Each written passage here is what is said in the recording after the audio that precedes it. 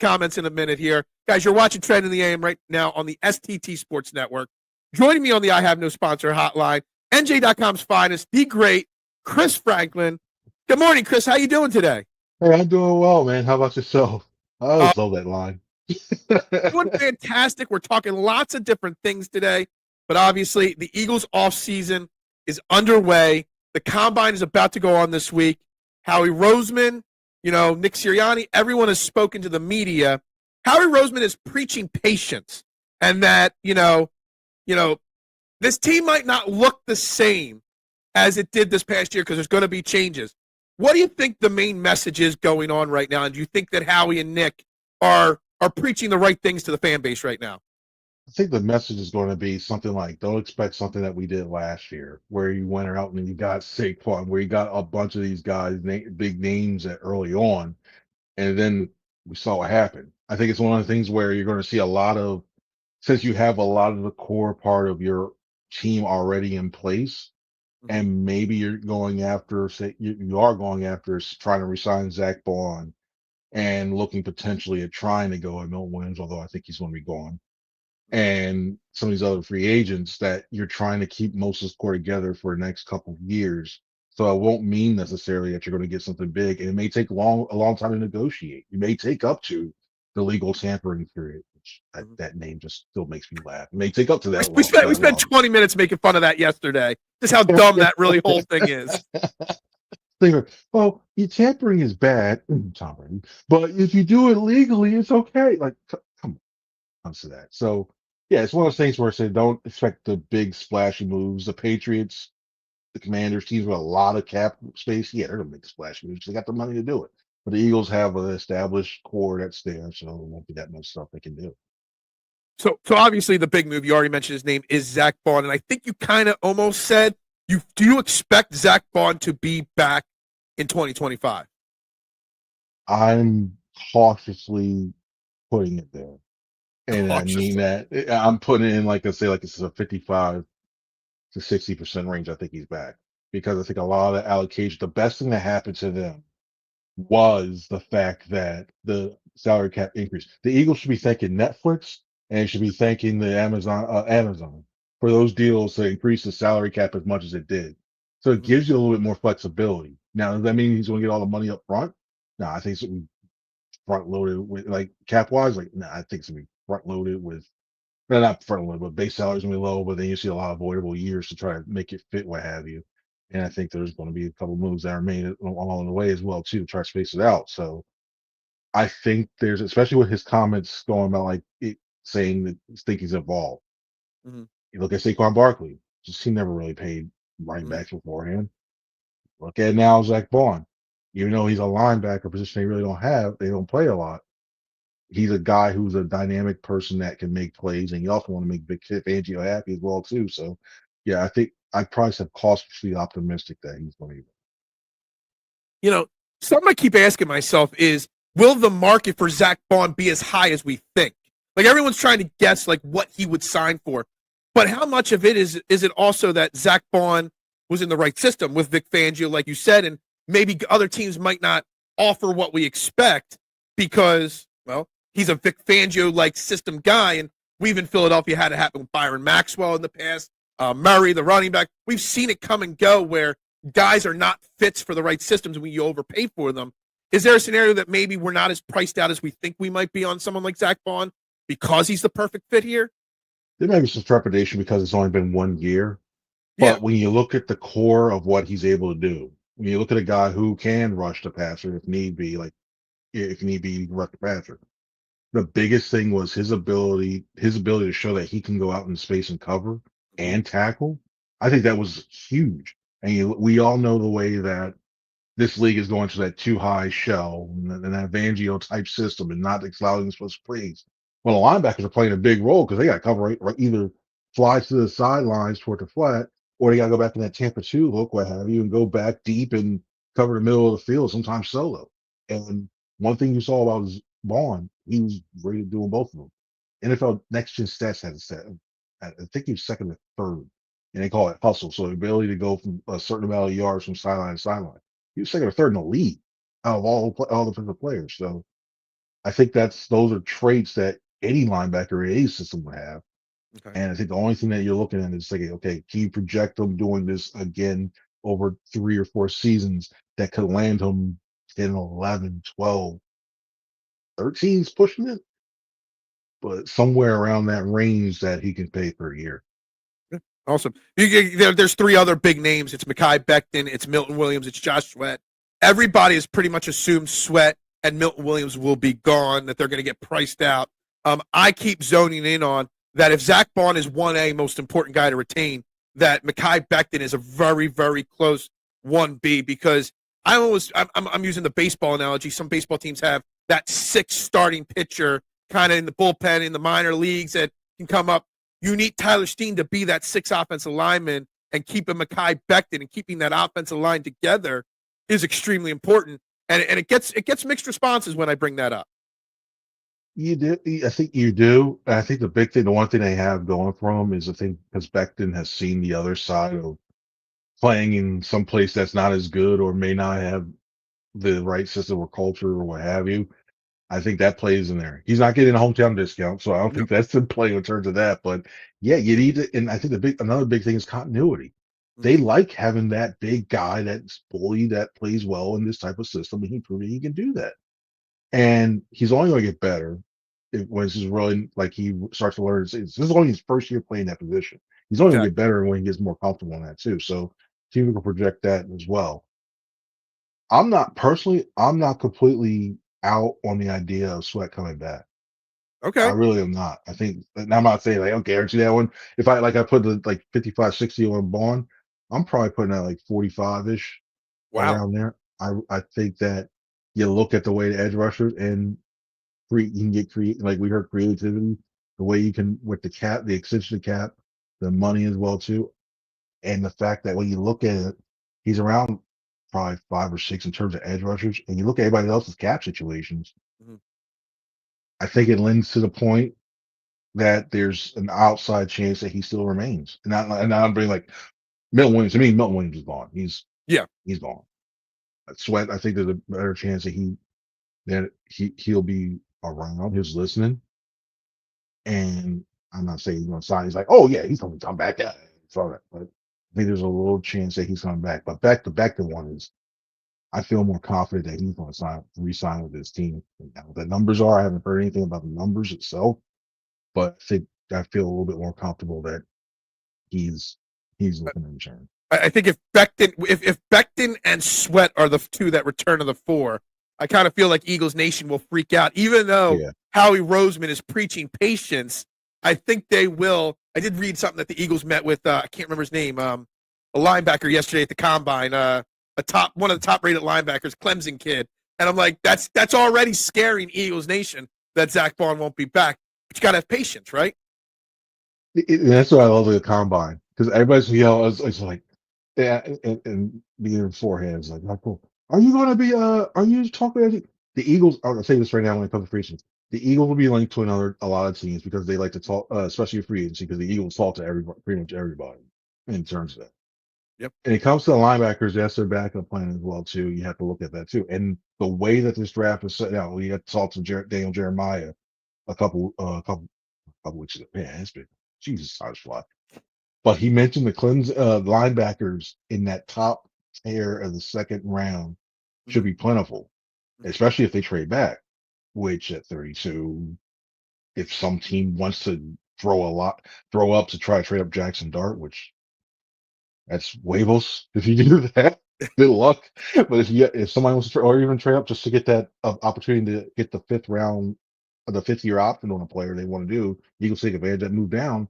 There's going to be a linebacker that's going to be available in case you need to backfill. And also, you got to look at the fact that Nakobe Dean potentially become a free agent after next season, what have you. So, yeah, that Jesus here or year after that too. So yeah, you got to look at backfilling that and having people ready, including even though you have Jeremiah Trotter already. You got to keep looking for stuff like that. Yeah, I'm not sure if Jeremiah Trotter Jr. is quite ready yet to take that spot, but this is a great point from K1 here. Whatever Vic Fangio wants to keep Howie, do you think Vic Fangio and Howie are on the same page about, Vic needs X types of players, Howie isn't used to those kind of players, but Howie knows to keep Vic Fangio running the top ranked defense. You got to give him round pegs to fit into round holes, not round in the square. And that's where it's important when it comes to a scouting department and the coaching staff to be on that page. And like, I wouldn't be surprised if they went during the season, go like, what traits do you need? Or even before it, like even last year, like, what traits do you, and they talk like, what traits do you need to be successful in your system? Okay, we found these guys. What little things do you see here? Well, like they'll give them like a list of, okay, we have these names here. What Mm-hmm. do you see that here we found that goes with what you want? What do you see here or there? Here's a couple cut ups. Take a look at when you get a chance. And especially that now that they have the free time, the season's over. Mm-hmm. Probably gave them that earlier too. So when they come out there, they see that. So they have the questions ready when the interviews and stuff like that. So I would not be surprised if that happened already in terms of getting that list ready. So yeah, they talk. It's not like, and I don't think Vic is going to go pick this guy right now, or I'm going to, or I'm going to call him out, or whatever, something like that. Even if it's going off Jalen Sutton Thomas, but yeah, it's I don't. I think that there's a lot of communication that goes, and even offensively too.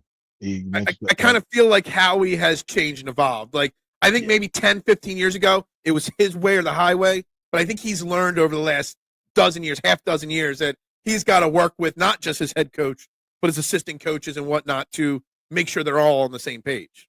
yeah, and that's just overall. I know everybody. And it's at times I hear too, like when we hear the same answer, it's a collaborative approach with everything. It's a collaborative approach. Like, there it really is. It's not like Dallas where it's like, okay, Jerry's like, I need this guy. I need this guy. What have you. It really is like they take input, and that's the way you become a good journalist. You be open to ideas, be open to changes, and what have you, and you go from there. That's what successful teams do. You mentioned the draft and pick 32, and there's obviously a lot of rumors floating around about Myles Garrett, where he might get traded to. If he gets traded anywhere, I think the Eagles are the second favorite on a betting markets to be the one to trade for him. And the comment from Mista is about Washington and the rumors that Howie will outbid Washington just to keep him from Washington. I hate hearing those kind of rumors because I don't want my GM to make a rash decision just to keep a player from another team. But in theory, do you think there's a legit chance that Howie is going to make a very strong push to bring Myles Garrett to Philadelphia, despite his age, despite his contract and situation? Yeah, I think there is. I don't think that he's going to leave Cleveland this year. I think Okay. something's going to happen. I think he leaves that. But if they really come to a point where it's like, you know what? Yeah, we're going to trade him. I mean, like, and I don't see Myles Garrett being this guy of being disruptive or what have you. It's like, I'm not going to report. I'm just going to keep quiet. I'm going to make a ruckus. I'm going to say all this stuff about Cleveland, all that stuff. I don't see that happening. But if it does come to that and let go, I will put the Eagles up there strongly. And when you look at that overall, the Eagles and Commanders, what have you, Commanders are not that far off. I know they Mm-hmm. put a 55 burger on them, Mm-hmm. and that's tough. You look at the way, just those two matchups, that will determine who gets home field probably in the playoffs if they meet up again, what have you.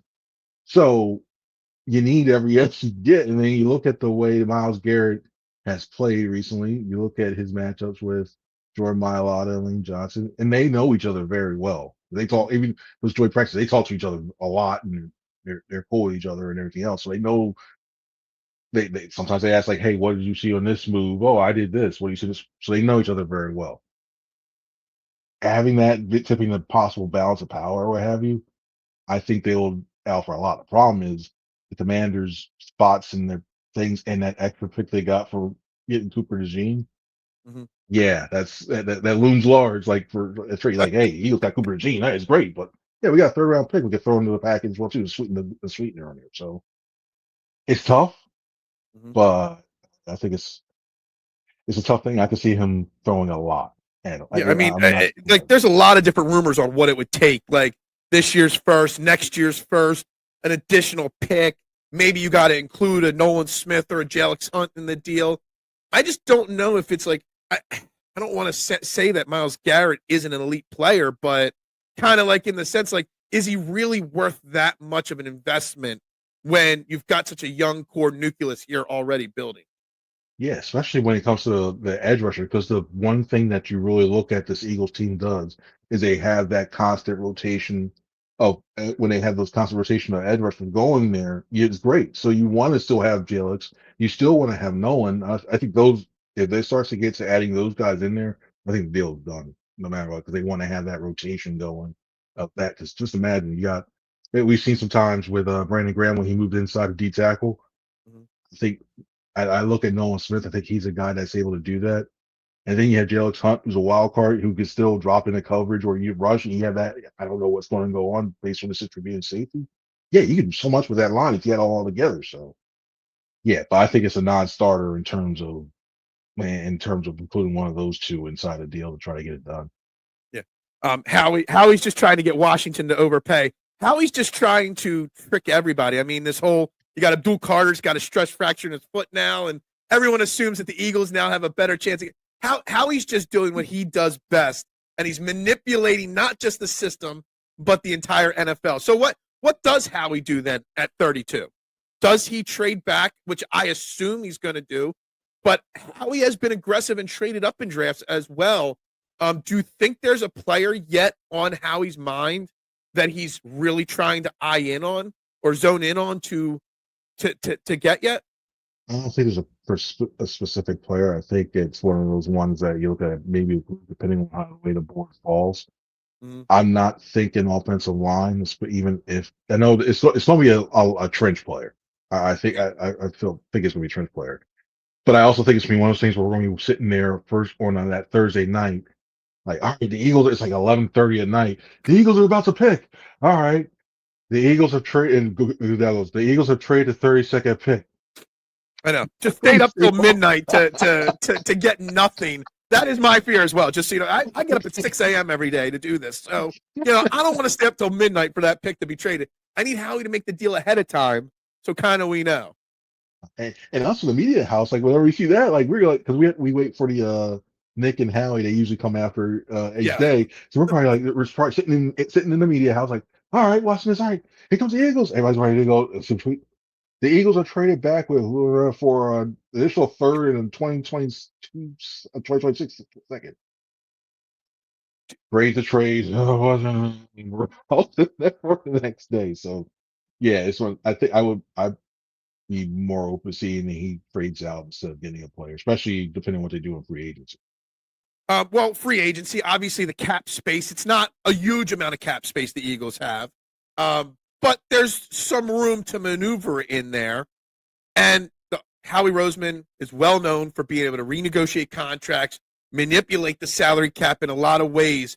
And there are some Eagles players that could be post-June 1st cuts, trades, renegotiations. I put two names on the board to you here that I think could have something happening with their contract situation with the Eagles. Darius Slay on defense and Dallas Goedert on offense. Do you think either of those guys will be back, will be renegotiated, will be traded? Because I keep leaning that there's a legit chance that Dallas Goedert, if he won't renegotiate the right way to how he's liking, could be on the trade block here.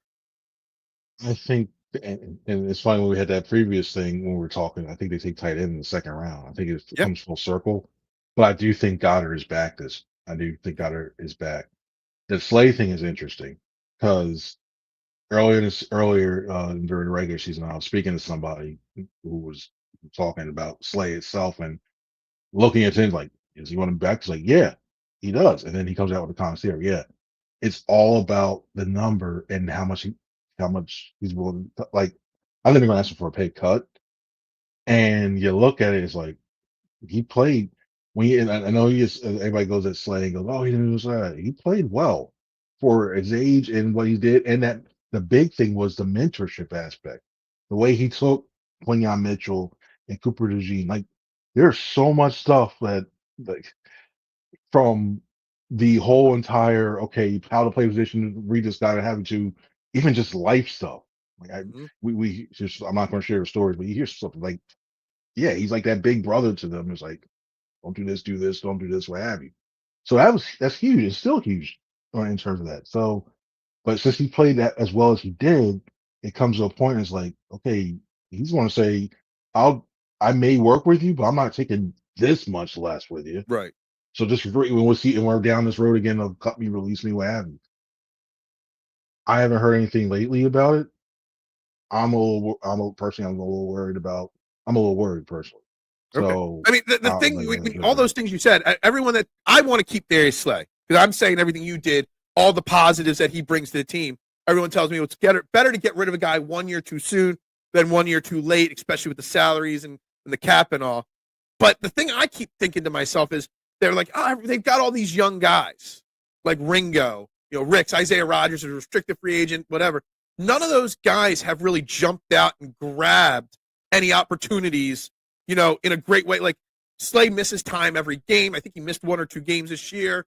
You got to have that solid backup option. But when they're backing up for Darius Slay, it's not like they're jumping off the page like, wow, these guys can definitely fill in and replace the shoes left by Darius Slay, which makes me think keeping Darius Slay is a very important thing. Big picture. Yeah. The one person I feel the most comfortable with returning is Isaiah Rodgers, but you're not going to get him for that same number you got this year. Exactly. Because the experience he showed in that limited time he had, I think everybody's showing like he's younger, way younger too. Everybody's like, okay, yeah, he's back. And I think he's going on certain for that. The Ringo one, he's gotten better with not being as handsy, but you still worry about he's a physical player, but you still worry about that one. And then the Ricks one, I think he's at where he's at right now. He's got some talent. I think he's at pretty much settled in and think they've made a decision in terms of that. So yeah, could they draft another guy? Yeah, I would find it hard to imagine them drafting early, like a first or second round cornerback after no, yeah, all they've invested and everything. yeah. I would try third round, third, fourth, because they like to keep it rolling.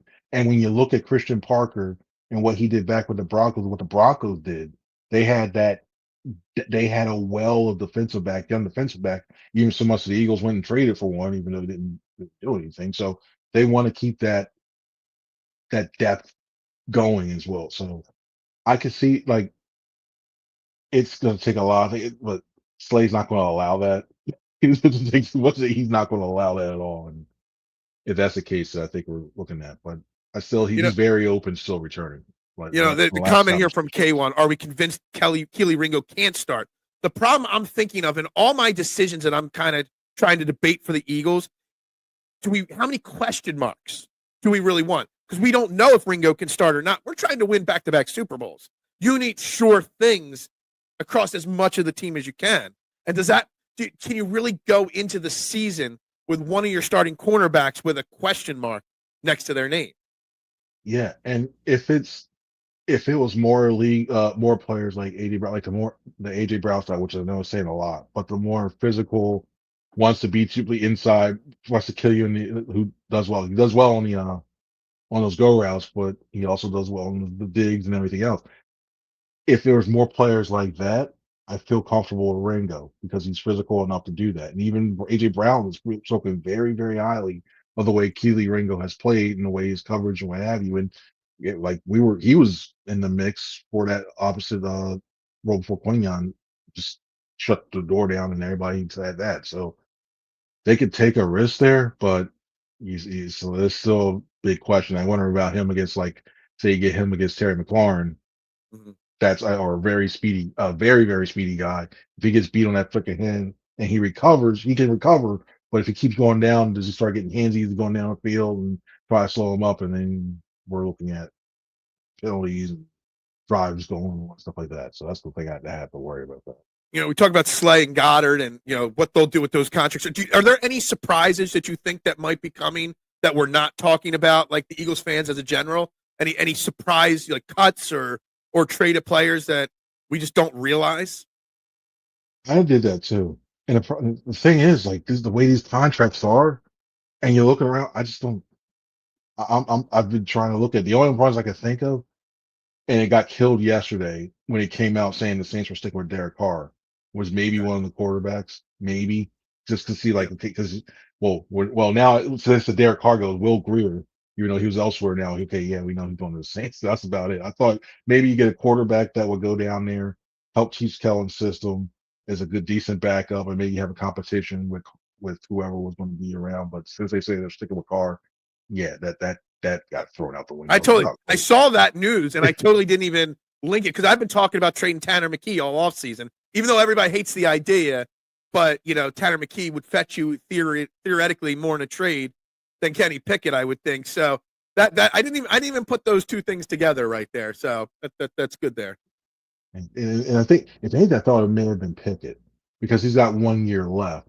Yeah. And then because if you traded McKee, then you have to use one of those draft picks or an undrafted free agent, which I'm in this draft class. No, I'm good on that. Yeah. In terms of that, and to backfill to look for a couple of years down the line, what have you as well too. So I thought maybe Pickett would have been a guy that would go down there. But once they said that, I'm like, yeah. There's a lot of teams that are quarterback needy. It still could happen. I mean, when Aaron Rodgers and Matthew Stafford are getting the hype that they're getting about getting new teams. I mean, there's some needy teams out there. So we still may see that happen. Guys, we're talking to Chris Franklin here, NJ.com. Before we wrap this up, I got to ask you a question. We always talk movies with every guest on here. We've asked you all the movie questions in the past, but Hollywood legend Gene Hackman passed away last night. I'm not sure if you saw that or not. You got to give me one of your favorite Gene Hackman movies, and we'll see if anybody's mentioned it yet. I know Superman's the one, but this one it's on Shawshank level for me. Okay. Is when you have Jimmy McGinty calling Clifford Franklin over after he dropped the pass. And I'm like, look, can't do this. Get the stick on. Get the stick on. Oh, this is stuff illegal? It's all right. We're going to throw you in football jail? It looks like I bleeped an elephant. And he's rolling around like this for and then he comes down and runs out and starts on the break and you see man. It's Gene Hackman was so great. He could play Coach McGinty. He was the coach in Hoosiers. He led championship teams in multiple sports. That's how legendary of a coach he was, or actor he was. And remember who the team he beat? He beat Dallas. What do you know? Washington beats Dallas again. There you go. How about that? I like that right there. So it's the off season, the combine, the draft coming up. What's your schedule like these coming weeks? What do you got going on, and any podcast episodes or anything like that coming out? Yeah, we're going almost weekly now in terms of No Huddle Show, our Eagles podcast, No Huddle Show. I'm also working with the enemy right now in terms of in Eagles fans' eyes. Talk is cheap, the Giants podcast. I'm doing that for NJ.com now. And then also I have an Eagles mock that's going to 7-round mock that's going to be coming out on Monday. But yeah, since my roles changed a little bit, to cover Eagles now and the Jets and Giants, it's a lot of watching film, trying to guess what these teams do. And I will say this from the perspective, getting to see some of these other teams more and more now, their organizations and the questions they do. I don't know what happened in New York football, but it's horrible. It's bad. Like, I've always thought about that because I know plenty of Eagles fans that have taken jobs covering other sports teams. Like, it's got to be bad to be a fan of one team, but have to cover another team, and that other team be dread. Like, if the Jets were the second best team to the Eagles in the NFL, and you were covering both, that'd be one thing. But those Jets and Giants are just like, it's got to be a drag mentally to have to try to put out a podcast or put out an article on those teams. Although it is kind of fun though, in terms of it's like, wow, all right, is that bad? Like the fact that the Giants are going after Matthew Stafford, and you're like, wait a minute, you have issues on your line. Okay, they may take Travis Hunter. Yeah, that's good for them, but you have issues on your line. You have no cornerbacks. You know what I'm saying? It's like Matthew Stafford's going to make you at least a wild card team here? No. And then you just look at the dumpster fire that's the Jets, and Aaron Glenn's a good coach. I know you have to take whatever job you can if you're a head coach. That organization, nah. That's sometimes I said the same thing about Kellen Moore going to the Saints. Like, do you really want your first opportunity to be one of the worst opportunities there are out there? Like, Glenn Moore, they're going to fail. They're going to be fired within their first 2 years. And then, you see some of these other young coaches not get another opportunity for a long time down the line because they failed at their first job.